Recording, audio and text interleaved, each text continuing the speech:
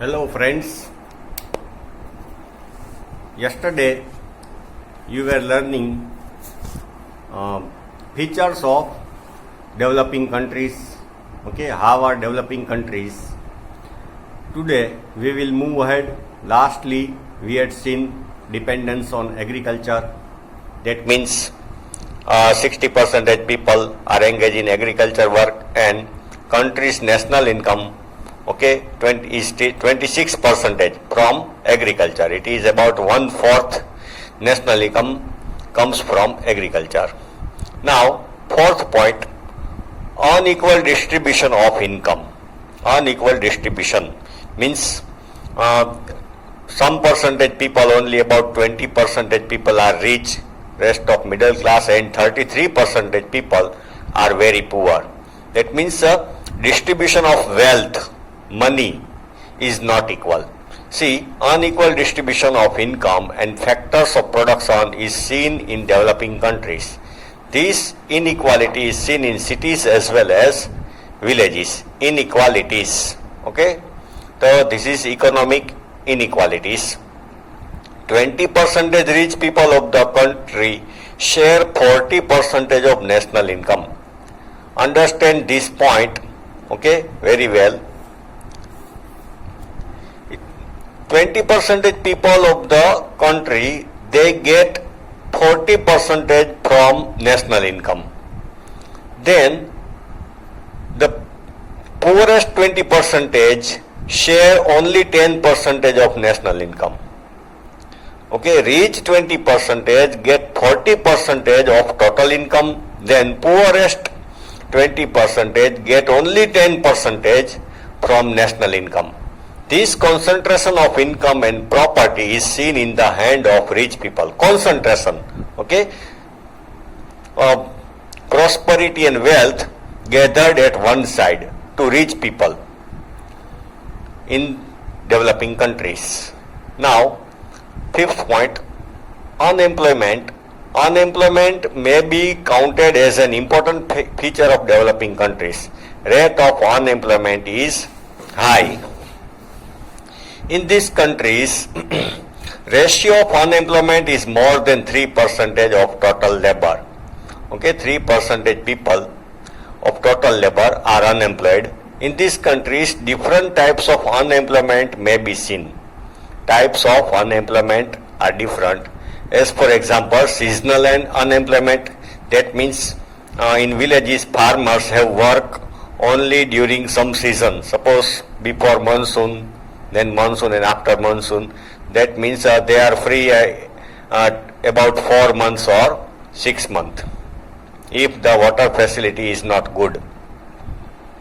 Seasonal unemployment, disguised unemployment. Disguised unemployment means where only 5 persons are required and suppose 8 persons are working, so extra 3% people, okay, are disguised, okay, hidden. Industrial unemployment. Industrial unemployment means during slack season when demand decrease, that time workers are given layoff. Layoff means they will not get salary. They are given holidays of week, 15 days, 1 month. So it is called industrial unemployment, etc. Moreover, the period of unemployment is very long. And in these countries, period of unemployment is long. Sixth point, poverty. Poverty is also a feature of developing country. Okay, about 33% people are poor.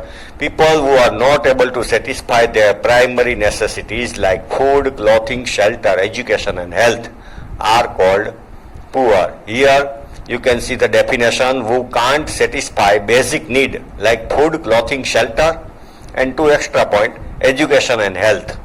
Okay, they are called poor. In developing countries, such people constitute 1/3 of the total population. 1/3. As I said, 33% of people are poor. Dual economy, 7th point.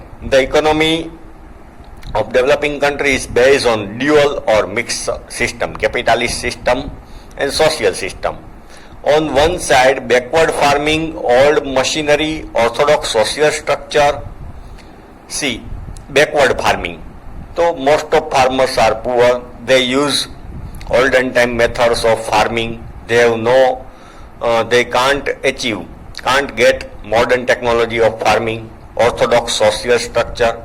People believe rituals, okay, the rules and regulations of society. The orthodox, they follow the traditions of olden time. Less production are seen in these villages. Production is less. On the other side, there are cities having modern industries, new production process, modern implements, and modern sophisticated lifestyle. So we can see two type of economy in these countries. Okay, villages are backward.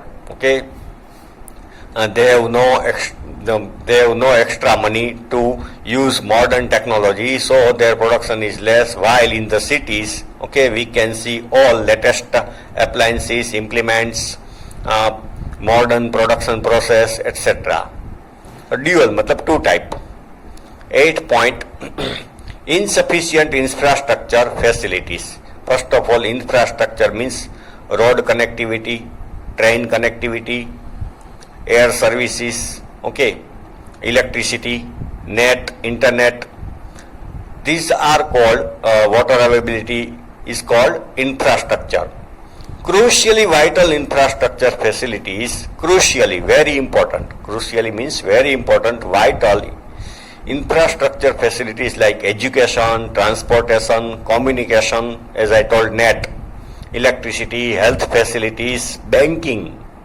Okay, these infrastructure facilities are very, very necessary for development of industries. Banking, etc. are lacking in developing countries,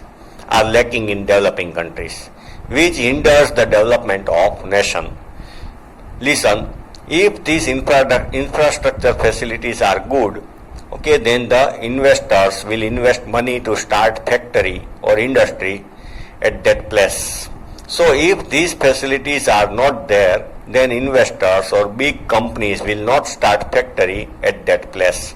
So insufficient infrastructure facility is also hindrance, okay, resist the development of country.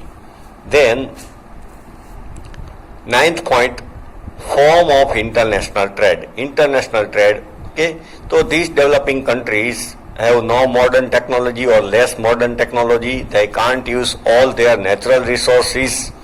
Their people are not, most of the people are not highly educated. So they can't produce latest things in the world. The structure of foreign trade of developing countries is different. These countries mainly export agro products and farm products. Okay, they are dependent on agriculture. 60% people are working in agriculture.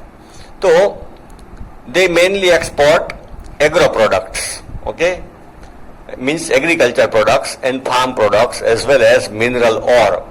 Mineral ore means iron ore, copper ore, okay, coal, etc. They export these things. This type of product have less demand and low rate. In international market, this type of products demand is less and price is also less. So less income is gained by exporting these goods. So these countries gain less income by export, while they have to import modern appliances, modern technology. Okay, so their import is more than export. So it is not good.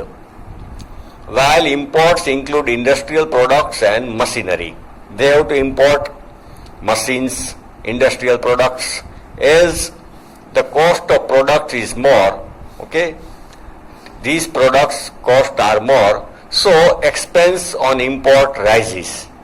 So import expense, okay, spending on import rises, increase. Thus, as the condition of foreign trade are adverse, not good. Foreign trade is adverse, not good. There is increase in foreign debt.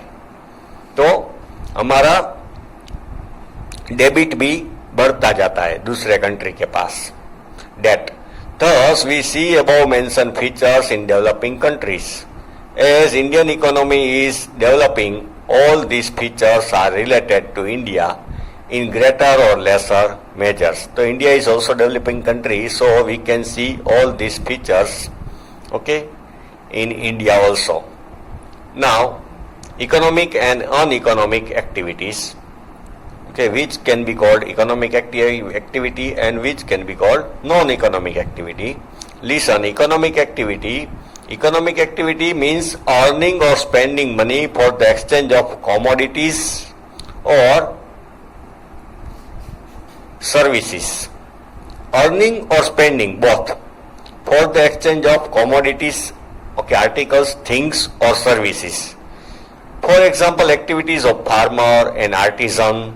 Artisan means plumber, blacksmith, etc. A businessman, a teacher, etc. are included in economic activity. Okay, for gaining money or for spending money, any work is done, it is called economic activity. Then non-economic activity. Activities that are not aimed at obtaining income or reciprocate something indirectly are called non-economic activities. Suppose somebody is working for not earning money, okay, he is service minded. Suppose doctor work at any medical camp without charge, okay, without fee, so it is non-economic activity. Reciprocate means he is not expecting any extra things, any indirectly, it is also non-economic activities. For example, nurturing a child by mother take care of child, okay, without earning money, without expecting money. While suppose a nurse is taking care of child, so nurse motive is to earn money, so it is economic activity, while mother's taking care is a non-economic activity. Social activities of social services. As I told, some people are service minded, okay, they help others without expecting money.